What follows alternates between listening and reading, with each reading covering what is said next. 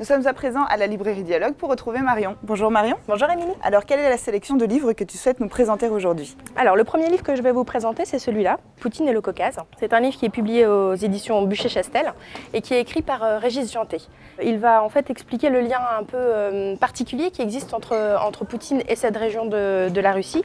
Il explique que Poutine est arrivé au pouvoir à la suite d'attentats terroristes, que s'en est suivi une guerre contre la Tchétchénie, une deuxième guerre contre la Tchétchénie, une autre guerre en Géorgie. Ce qui est important aussi pour Poutine et qui transparaît dans le livre, c'est de replacer la Russie sur un plan international, d'où la venue des Jeux à Sotchi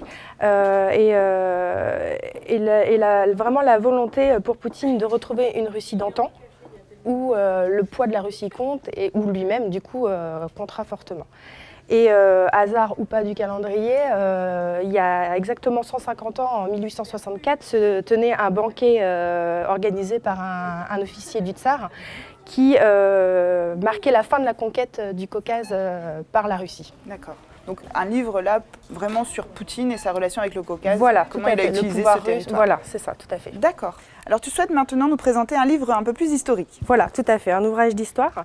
Donc le titre, c'est La guerre des forêts.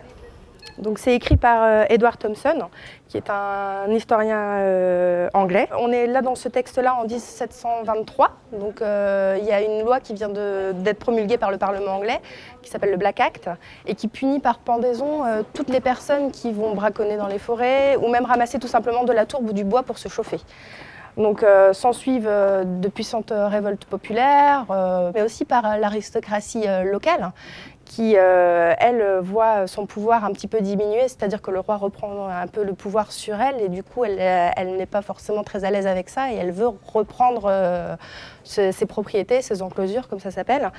Et du coup, on voit émerger une sorte de lutte des classes, donc les pauvres contre le pouvoir royal, et on voit aussi apparaître tout ce qui est la notion de propriété privée, qui est un petit peu nouvelle à cette époque, et qui va vraiment se développer après, par la suite, comme on sait, au 19e et au 20e siècle.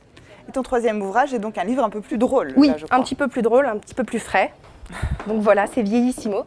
C'est un livre qui a été publié aux presses de l'EHESP, c'est l'école des hautes études en santé publique, et qui a été écrit par un auteur brestois, qui s'appelle Véronique Griner-Abraham, qui est psychiatre à la Cavale. Elle va chroniquer vraiment ses petites tranches de vie avec beaucoup d'humour, avec beaucoup de sensibilité, et il en ressort vraiment un livre très marrant, on rit beaucoup en le lisant, on s'émeut beaucoup aussi parce que c'est des histoires parfois tristes, parfois un petit peu plus cocasses, on voit des histoires d'amour, c'est un petit peu différent, un peu frais et vraiment... Avec beaucoup d'anecdotes. Voilà, énormément d'anecdotes. Très bien, eh bien merci Marion. Voilà, cette émission est à présent terminée. Le mois prochain, vous retrouverez Clémence. D'ici là, bonne lecture et à bientôt.